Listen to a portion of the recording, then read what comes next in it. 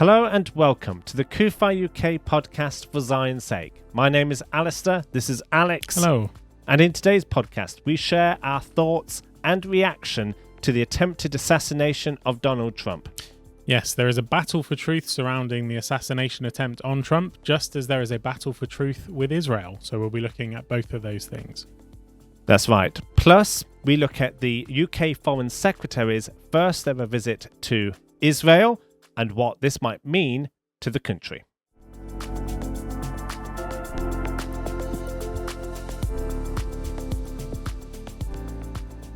So, Alastair, Donald Trump, we should really talk about him and talk about the situation in America, because obviously America is a very important ally of Israel. Donald Trump is a big figure in American politics, and there was a massive event which took place over the weekend. Yeah, of course. And some people might be thinking, how does this relate to Israel? Well, there's a number of ways, actually, it does relate to Israel. Well, I think, in all fairness, Alex, that had Donald Trump been assassinated, it would have changed the course of history. Yeah, I agree. And so that is why it is significant, not least, of course, the fact that we condemn an attempted assassination of, a presidential candidate. But that side, I think it would have, it would have been a big moment in modern history.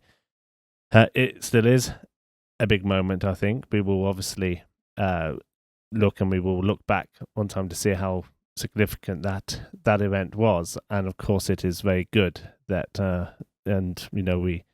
we can be thankful to the Lord that his life was preserved. Yeah. And when you look at the video back, I don't think it is unfair to say that he was miraculously preserved. But it will be one of those moments that you will think back and say, where were you when you heard the news that Donald Trump was an attempt to assassinate him? Yeah. And I know that people were praying all around the world.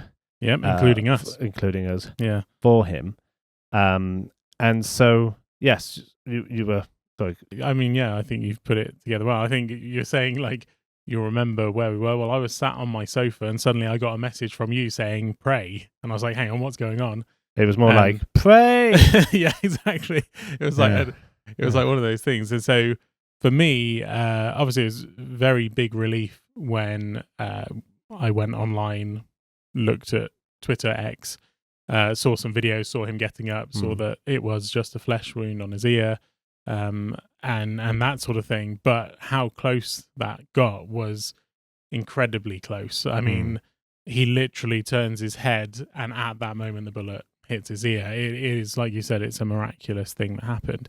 But I think as well there's a lot to unpack from it, really, because we found that when we were searching as to what the situation was, we found there was misinformation out there. There was a lot of conspiracies that we saw as well. Well, and there still are. And there still are, definitely. But in the immediacy of the event, I went on to, I got my news alert from Sky News, so that was the first thing that I put onto the television set was I turned on Sky News. And then I, out of curiosity, started looking elsewhere, on my phone to see what other news sources were saying. I went to the BBC. Now, the BBC had prior to the attempted assassination, a headline running about the strike that Israel had made on a compound targeting one of the chief organizers of the 7th of October. And they were reporting that there were several dozen killed through that in a very condemning way, I have to say, not in a critical thinking way. It was very, very emotive, their headline, in terms of what Israel had reported to have done. But that headline remained there for around an hour. Yeah.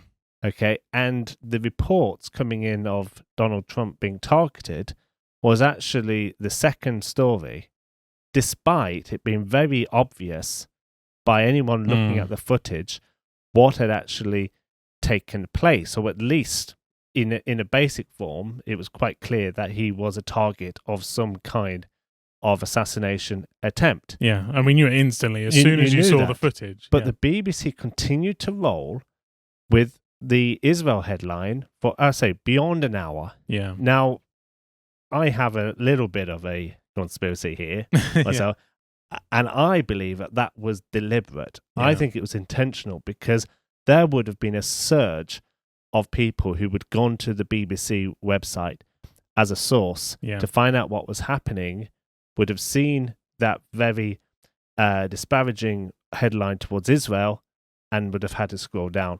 I just think that was deliberate. I know it might appear to be a small thing, but I don't think... I think it was very telling, whereas all the other websites, news websites, were running from the very top about what had happened to Donald Trump. Yeah, no, I agree completely. I think, I agree with you on that conspiracy. We know that there is, unfortunately, an anti-Israel agenda within the BBC, and also, to be fair, there's probably an agenda that's not so favourable to President Trump as well. And I think there's a double whammy of things that happen there. I think, like you said, the BBC is one of the places people go to. Our producer was saying that he went to the BBC website to find out what's happening and couldn't find it. You obviously went there. People go there as their source of information. So they knew big incidents happened. There's going to be a lot of traffic coming in. They chose to keep that story there because they knew they were getting an increase of traffic, an influx of traffic. So I think that was one thing, because it damages Israel. And the second thing, I think, is when these incidents happen, and we know this from reporting in the past when there's been terror attacks in the UK, the media will do their best to try and minimise anything that goes against their sort of narrative. And so, obviously, something like this, an assassination attempt on Donald Trump, actually is, even though it's obviously a terrible event, it's something which... you don't want to see happen. Normally, when you have these sorts of events, there's a lot of sympathy for the victim, in this case, Donald Trump. And we're seeing that. There's a big turning towards being sympathetic towards Donald Trump. There's a lot less negativity towards him. And I think there was that sort of attempt by the BBC to sort of minimise that immediate outpouring of sympathy sort of thing. Even though long term they should have preempted the fact that this was going to be... a huge story. Yeah, and I think that's the thing. I mean, when it comes to terror attacks and things, sometimes if they're not big enough, they will sort of die down and go away quickly. And we know it from, when incidents happen, the news will report the incident immediately, and then, when they actually, they'll report the information but not very clearly, or they'll misinform people. When they correct it, no one's really looking at the story. Well, with Donald Trump, I mean, this was a story that was not going to go away and is never now going to go away. So what you're implying then is that there are some comparisons with the media coverage of what takes place where Israel is a victim to what took place as far as the media was concerned regarding Donald Trump on Saturday night. I would definitely say that. And I think with the BBC, I think they showed their hand in both ways, because the end result of what they did, regardless of what their motives were, the end result was they minimized the tragedy against Trump and they maximized the lies against Israel. Yes. So they did a double whammy attack there. Whether they meant to do that or not, that is the end result of what happened. Yes. And I personally, having, me and you have been monitoring the media for 7 or 8 years now. We've been writing news headlines, we've been reporting things as the BBC reports them, and oftentimes beating them to it, sort of thing. We know how these cycles work. We know what we're looking at, and we know that people, like, that website is under the complete control of people. They are controlling what is being shown. And the end result there, like I said, it minimized the sort of tragedy against Trump, and it maximized the lies against Israel. And so, they played the game well. Yes, and other sources, of course, reporting that he fell. Yeah, I mean, there's a number of sources that were reporting even the day after the event that he fell, or, suggesting he collapsed, or there was noises that startled him. There's someone who put together a compilation, and it had MSNBC, CNN, New York Times, all these ones, and they all, instead of saying assassination attempt, they all said he was rushed off stage, or he was startled by a noise, or there was a popping sound. And yet we saw it, moments after it happened, and you immediately knew that there was a terror attack that had taken place and Donald Trump had been shot. And, I think it's a massive problem, in all honesty, when you have so many media outlets willing to try and pull the wool over people's eyes as to the reality of what's happening. Yes, I agree. I mean, just regarding the actual, we're not going to go into the detail of the assassination attempt, but I just wanted to raise one piece of information which is quite interesting, because there's been a lot of speculation regarding could more have been done regarding the security and the protection of Donald Trump. Yeah. Now, we're going to put that debate aside, because that's not the purpose of this podcast, but also we're not experts in that by any stretch of the imagination, even though we probably do have our own views on that. But I just wanted to highlight this one piece of information, just for listeners, just to be able to be aware of it. And you can take this piece of information and just consider it and put it to one side. But it's, I think, a very important piece, and we probably would not have known about it had this attack happened. And it is this is not a conspiracy. I was saying, this is not a conspiracy, it's from the BBC, but actually, I might want to rephrase that, but I think you understand what I mean. This is from the BBC, okay? It says, protection for Donald Trump was boosted several weeks ago after US authorities learned of an Iranian plot to kill him, according to national security officials. Officials say there is no known connection between the alleged Iranian plot and the assassination attempt on the former president on Saturday in Pennsylvania. However, the disclosure that security had been tightened raises further questions over how Thomas Matthew Crooks, 20, was able to climb a building and get close enough to fire at Trump. The US Secret Service and the Trump campaign were notified of the Iranian threat, and security was increased as a result, according to a US national security official. Now, that does raise even more questions in my mind as to why security could not have done more to prevent what took place, bearing in mind that was known towards security services. Now, some people might start to speculate, well, was there any Iranian connection at all? Well, that's another question. But one thing I think it does highlight is that we need to pray for Donald Trump. Yeah, definitely. And it also highlights the fact that, had this 20-year-old not been successful in his plot, there was another plot as well from the Iranian regime. Well, there still is that plot, I would imagine. Yes, and there still is that plot. So we need to really hold Trump in our prayers. Yeah, and for the election in itself, and for America, because we do, as onlookers, we want to see an America that is united in its values, and that is a strong and stable United States of America. Yeah, no, I agree. I think there definitely needs to be some unity there in America. I think some of the rhetoric surrounding the election is quite, it can get quite vulgar at times, quite hysterical, that sort of thing. So I think there needs to be like a toning down there. But as Christians in the UK, we're pro-Israel. We also are good friends of America. The US office is the head office for CUFI. We have good friends there. You and I will be going there next week, actually. So, we've got a keen interest in America, especially because America is, by and large, the greatest friend that Israel has on earth today. So I think there's a big importance there for us to be praying for that relationship between Israel and America. But like you said, I think there's so many questions about this. Like you said, there is an Iranian plot to take out Trump. I'm sure there's other plots as well to take out Trump. I think there's, times where people have been arrested in recent weeks as well as this one.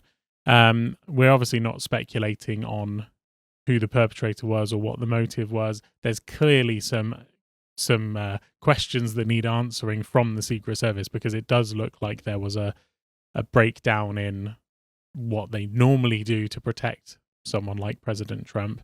So hopefully they'll fix those issues, but we're not going to speculate on that. But I think as well, like you said, it just raises a lot more questions, or not raises a lot more questions. It should make us more aware of understanding these events from a more sort of sober-minded viewpoint, because I think when these events happen, there's a lot of misinformation that goes out there very quickly. I mean, one of the key sort of conspiracies there is that it was a Mossad agent who was assigned to take out Trump, which is a far left conspiracy, which is very odd, because actually I think Israel is probably one of the most pro-Trump nations on earth when you look at it from the statistical, from polling status, because Trump has actually done so much good for Israel. So I would find it absolutely bizarre if Israel were, the ones behind it, and obviously we don't think that's the case, and we know it's not the case. Yeah. But I think as well, like when these things happen, when you see the misinformation, I think there are lessons to learn there, and also from the pro-Israel side, or pro-Trump side in this case, even they can send misinformation, which then makes their enemies or their sort of adversaries in politics then use it against them and things. So I just wanted to give What do you mean? I want to give one example. So there was some pro-Trump social media accounts that were putting out that the day after Trump was shot, he went and played golf. Right. And there was a big sort of thing of like, look at him, he's, the boss, he's going out playing. He didn't play golf. But he didn't play golf, exactly. No, I didn't see him there. Yeah, yeah, he didn't. Yeah, so, but they were sharing video from like June or, a couple of weeks earlier. And so they were sharing it to sort of promote him and say, look at him, he's the boss, he's not even scared of death, he's just going to go play golf, sort of thing. Well, that then backfired, because the next day when he did really go into public, he had a bandage over his ear. And he was obviously very emotional because, he had just been shot, he had a brush with death, it was a very emotional sort of experience. But the sort of false information put out by the pro-Trump side then led the anti-Trump side to bring up another conspiracy, which was that Trump was faking it, because they were like, look, yesterday he was playing golf and he didn't have a bandage. Now he's come out in the public and he's got a bandage on. This is all fake. I don't believe it. He wasn't even shot. And actually, they're both wrong, because Trump never played golf. It's like the whole fake news is that neither side is right. But it just opens up the floodgates to false information. And this actually happens with the Israel-Palestinian conflict again, where, there's a story that breaks where a hospital is hit, for example, and everyone blames Israel. 400 dead. Hamas are there saying 400 civilians were killed by an Israeli airstrike, and it turns out it was a Palestinian Islamic Jihad rocket that misfired, hit a car park, and killed 70 people. And it's this whole big sort of misinformation war that sort of goes on. But there's also another example, which is what happened after October the 7th, where there was pro-Israel media reporting that there were 40 beheaded babies. Right. Now, that was reported by one reporter who was on the ground in a kibbutz where they were gathering the bodies of dead people. She had seen the bodies of children.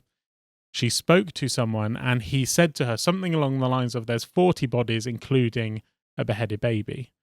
She then went on live television and said 40 beheaded babies. And that misinformation, because it wasn't 40 beheaded babies, it was 40 bodies. A few of them were children. One of them was a baby. May or may not have been beheaded, I'm not sure. But ultimately, it was a misinformation going out from the pro-Israel side. That then got pumped out by people who were supporting Israel saying, look at how evil Hamas is, 40 beheaded babies.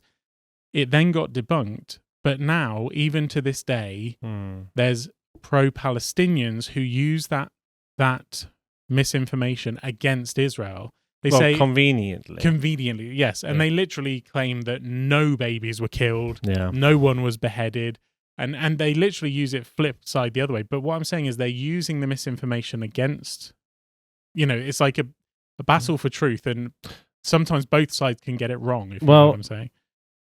True, but I think one of the way in which the which Satan, when I say the enemy, works is by causing confusion. Yes, yeah. And I would suggest that there is a difference between a deliberate lie and a piece of information which has got misunderstood, misinterpreted, and then has, as a result, resulted in some wrong information. Yeah. So I think whilst I agree that there is misinformation on both sides, I think there is a clear difference in motive between if someone had, fact checking is part and parcel of what we're talking about, but the question is whether or not someone saw a picture of Donald Trump on the golf course and believed that he was, and then put that out there, and then that didn't get fact checked, and then it became etc. So that's different to just going out blatantly lying, which I would say that those who are against Israel are doing consciously. Yeah. Well, there's a very big difference between the story I said about the 40 beheaded babies and the situation with the hospital that was bombed. Hamas literally took a film crew there, stood there and lied to the world, whereas this reporter had just, she was emotional. She had seen this situation. There was a misinterpretation or something between her and the interpreter or something, where she misunderstood the quote, but she believed it because she had seen the horror in front of her with her own eyes. And also, without going into any further graphic detail, babies were mutilated, murdered, and actually anyone who is then going to pick fault at the detail and say, well, but this, that doesn't reflect at all. We just have to accept that what took place was horrific and it was brutal, and yes, okay, there is a point where facts do have to be correct, but those who are opposed to Israel, who hate Israel, they don't care one jot about the facts. Any of those babies, no. And they don't care about the babies. No. And we know for a fact that there was, like you said, and there were beheadings. I've been to the Israeli embassy. I watched the video which the IDF put together, which has only been shown to a select number of people, and I have personally seen Israelis being beheaded by Hamas on October 7th in that video.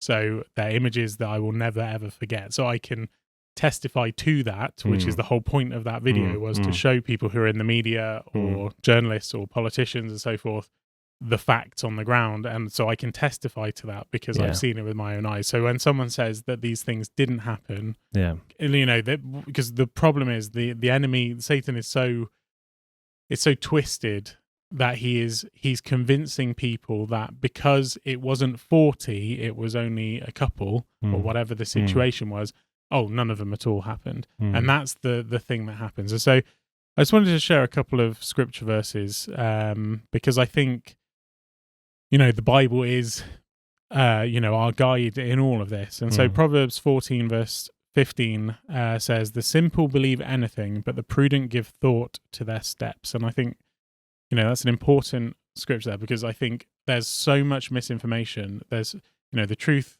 the lies, I should say, can spread halfway around the world before people have even properly digested them and thought about them, sort of thing. Philippians 1 verses 9 to 11 says, and this is my prayer, that your love may abound more and more in knowledge and depth of insight, so that you may be able to discern what is best and may be pure and blameless for the day of Christ, filled with the fruit of righteousness that comes through Christ Jesus to the glory and praise of God. Philippians 1 verse 9 to 11. And then 1 Peter 5 verse 8 to 9. Be alert and of sober mind. Your enemy the devil prowls around like a roaring lion, looking for someone to devour. Resist him, standing firm in the faith, because you know that the family of believers throughout the world is undergoing the same kind of suffering. And so it's that sort of thing. It's like the Bible warns us in multiple ways. When, when Jesus was asked by the disciples, what's the sign of the end of days? He said about people coming and deceiving others. there is a lot of deception that goes on in the world. We see that deception, whether it's surrounding this assassination attempt, whether it's surrounding anything really, but especially when it comes to Israel. And so I think that's why there's definitely some lessons to learn from this assassination attempt and from, the news and the media, who unfortunately then, they're not led by God. They're not led by the principles of the Bible. We fortunately are, and we're trying to be sober-minded, looking at things with clear vision and sharing the truth so that people are informed and equipped. Yeah. Well, that leads us on to, very topically, to our latest Torch magazine, which is actually titled The Battle for Truth. Our free magazine came out last week. It's available online to read electronically or to receive by post for anyone who is listening, watching, who lives in the United Kingdom. And this magazine is packed with articles to encourage and inspire and to equip. Yep. We hope this will be a useful tool, actually, as we seek to support Israel and advocate for Israel. This magazine is available for those who also want to distribute the magazine among friends and church members. And let me just give an insight into the magazine contents in this issue. So, the battle for truth, okay, there's a truth in terms of Bible truth. Yep. And that's why we've started a brand new series in this Torch magazine called Debunking Replacement Theology. Yep. Replacement theology, the false Bible teaching or unbiblical teaching that says that the church has replaced Israel, which it has not. So this series is going to be covering a range of topics to really help equip us as Christians to be able to defend Israel and defend the Bible. Yep. And the first part is, did the Jews kill Jesus? Which is a question that, has been particularly relevant when it's come to historic anti-Semitism, going back into the Middle Ages, and for centuries that question has been, the response or the accusation of quote the Jews killing Jesus has been part and parcel of a anti-Semitic trope, which has been devastating. And you might think, well, actually, it isn't quite as relevant in the present era, but we reveal in the article why it is, and why we need to have a clear biblical answer into that question: did the Jews kill Jesus? And I think those who read it will both be affirmed in their faith, as well as, I think, relieved to be able to have a response which is both biblical and is clear, to be able to respond to the anti-Semitic spirit, which, by the way, is still creeping into the church today. Yeah, and I think, Alastair, obviously you wrote that article, and I think the way you've tackled it from all the different angles clarifies it very well, and I think it's a very good article. No, thank you, Alex. Another article is Understanding the Propaganda War Against Israel, and this is an excellent overview of the propaganda and how to identify it and really understand what the motives are behind the propaganda. Again, a very helpful article. And then another article, which is The Truth About Aid to Gaza.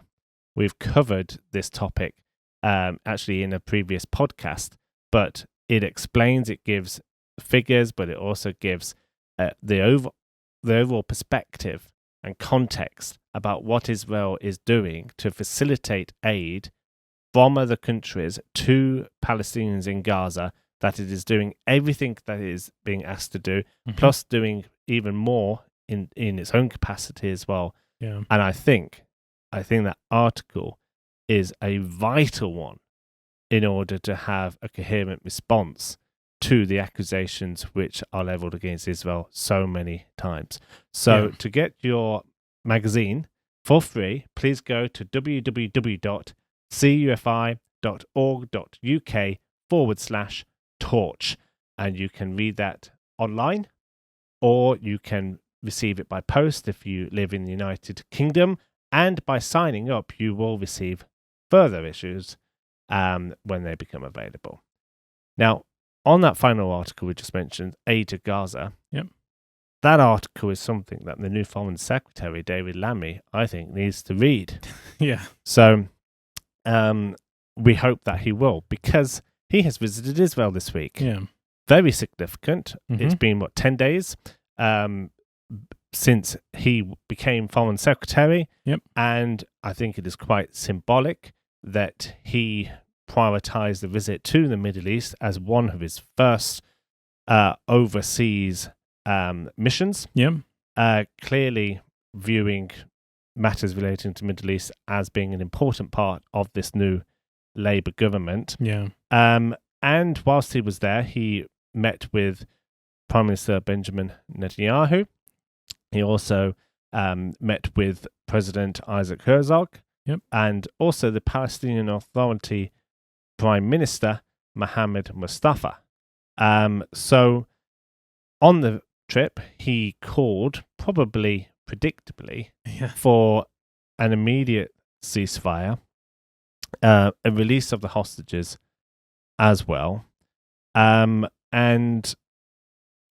I think we shouldn't be, surprised by that, because that is a message which was very clear in their election manifesto, as well as calling for a two-state solution, which, by the way, got a mention in the King's speech in the opening of Parliament today, where the government basically outlines its agenda for the forthcoming Parliament. But he also said that more should be done to get aid into Gaza. In fact, his exact words were, "This war must end now with an immediate ceasefire complied with by both sides. The fighting has got to stop. The hostages still cruelly detained by Hamas terrorists need to be released immediately, and aid must be allowed to reach the people of Gaza without restrictions." I think all of those are messages really to Hamas than Israel. Well, then he continued. He actually said that he expressed frustration over a lack of British aid trucks entering Gaza, quote, "after months and months of asking." Okay. And echoing, it says here, long-running complaints from aid agencies about deliveries being blocked or delayed by complex inspections imposed by the Israeli military. He said the humanitarian situation in Gaza was appalling and that the UK would be providing an additional $5.5 million to medical charity UK Med to fund its work in the territory. Well, I think Israel would have a response to that, because we know that Israel is doing everything it is being asked. Yeah. And the aerial footage that has been made public shows thousands of containers that are currently at the border on the other side in Gaza, waiting for collection from aid agencies, from UN agencies, to be distributed. Israel is doing what it is being asked. It is not Israel that is causing any delay. Yeah, exactly. I mean, Israel's obviously taking the precautions to check each aid truck to make sure that there isn't weapons and other things going in there, which is what has been happening for decades now. So Israel's taking precautions, and so that does slow things down a little bit. But the delay at the moment is because on the Gaza side, the UN is not doing enough to actually distribute the aid. Yes. And what we're seeing, actually, I mean, the quote you were saying there, almost all of those points shouldn't be directed at Israel. No. They should be directed at Hamas. Hamas has been filmed, beating Palestinians to death because they've been trying to access these aid trucks. Hamas is controlling where the aid goes. Some charities have been complaining that Hamas is, violently taking over their aid and redirecting it to the Hamas terror group rather than to civilians. I mean, a lot of the delays are actually because of what Hamas is doing and the control it has over the people there, not what Israel is doing. And this is the sort of flip reverse of reality that's going on, where the pressure But especially from the new Foreign Secretary, David Lammy, I mean, he is putting more pressure on Israel than he is on Hamas. And even when he was pressing for, a ceasefire was in place on October 7th, or before October 7th. It was broken by Hamas. It would be in place again if Hamas simply gave the hostages back to Israel, put down their weapons and stopped fighting. It is as simple as that. And so I do hope that Lammy had a good trip when he went out there. It was good to see that President Herzog said directly to Lammy, there is no more just war than the one Israel is fighting now. And I think the Israeli leaders were actually probably quite, strong with him, and probably opened his eyes to a few things. Well, let's hope so. Yeah, because I would say his position on Israel is not as good as it should be. Let's put it that way. Well, yeah, I think we need to recognise that with this new Labour government, there are lots of questions surrounding the future of the UK foreign policy and how influential the UK will be in the Middle East. Now, it would appear as though the UK doesn't quite have as much clout as it maybe once did when it comes to Middle East affairs. Yep. We've been sitting on the fence for quite a long time now. But we've also got a situation where Labour will also be considering whether or not it has pitched correctly on the Israel-Gaza issue, having seen so many voters who are more pro-Palestinian voting for independent candidates, for example. So it will be interesting to see where it goes. But I read something quite interesting this week, was that Israel is viewing Britain's position as being a very important one in terms of international affairs. And that is because prior to the UK general election, Britain had made a commitment to compile observations relating to the criminal case brought by South Africa regarding the accusations of war crimes. Now that is being handed to the new Labour government, which could decide not to do anything, or it could decide to follow through and offer these observations. Now, with Starmer having a legal background as a former lawyer, and also with the head of, is it the ICC? Yep. Yeah, being British. Yeah. Israel views the UK actually as a very important player in hopefully being a helpful ally. Yeah. In this scenario. So we need to pray that actually whatever measure the UK has in viewing what is being accused against Israel, that we will have wisdom and we will be fair to Israel. Yeah. And despite all of the sound bites we've heard before, which have been of a concern to us about, the new Labour government as it was, concerns that people might have had about this new government, that let us just pray that as a nation, our foreign office does actually be a reliable and trustworthy friend to Israel. Yeah, definitely. Because I do think there are, like you said, there's definitely some concerns there. I would say with some of the rhetoric that is coming out of the Labour government, it isn't as strong with Israel as it should be. And I think we will, we'll be lobbying the government and campaigning to ensure that they do stand with Israel. But like you said, we do have a role to play as a nation. And I think it's important that we continue to pray for the government and hope that they see things with, true perspective, that they won't allow any politics to get in the way of these decisions that are made. And I think there is, precedent there that, there is some good decisions that have been made.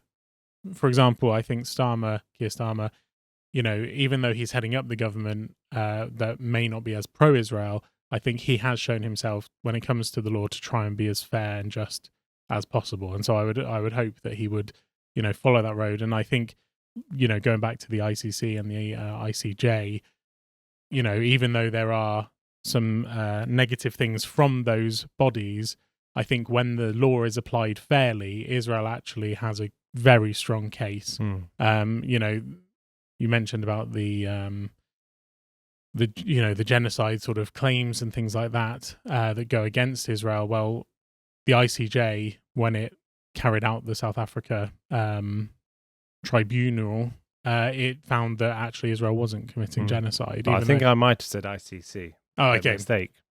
So yeah, but no, that's fine. The ICC is headed up by a British lawyer. The ICJ is not, but and so the ICC is looking at the individuals, like for example Netanyahu, where they're putting out arrest warrants. The ICJ is looking at Israel's actions as a state, and the ICJ has ruled, even though where people are accusing Israel of genocide, accusing Israel of doing things against international law, actually the ICJ is on the side of Israel and is saying, no, they're not. Yes, Britain has an opportunity to be influential at the ICC on behalf of Israel. Yeah. And Israel, because we might sometimes question, well, how effective can the UK be, right? Israel apparently is looking to the UK to step up, and the Conservative government agreed to provide these submissions, a submission of observations in support of Israel at the ICC, at the court. Okay. Now it is down to the UK government under Labour to pick that up. Yeah. So we need to pray that they will pick that up and do what the previous government was unable to complete. Yeah. But also Israel apparently is hoping that with Keir Starmer's legal background, it will be helpful in the UK. I guess, you can understand it from Israel's point of view. Yeah. They're looking for allies. They're looking for advocates, okay? Yeah. In the international scene. Now, we could drop the ball and we could mess up. Yeah. So we need to pray that actually what Israel is hoping Britain will do under the new government will be fulfilled, and that actually, we will have something to bring, something to offer Israel legally to be able to support them. So, yeah, definitely. Yeah, well, no, I think we definitely have to pray about that. And I think if there is an opportunity for Britain to be able to defend Israel and bless Israel, because this is, like we've been talking about this whole time, it is a battle for truth. There is a fight between good and evil, and we want Britain to stand on the side of Israel, stand on the side of good. And there are so many lies against Israel that, hopefully in a court of law, they look past the lies, they look at the facts, and they deal with the information correctly there with a level head and without any sort of agenda behind it. Yes. Unfortunately, we know there is agendas behind some of these things.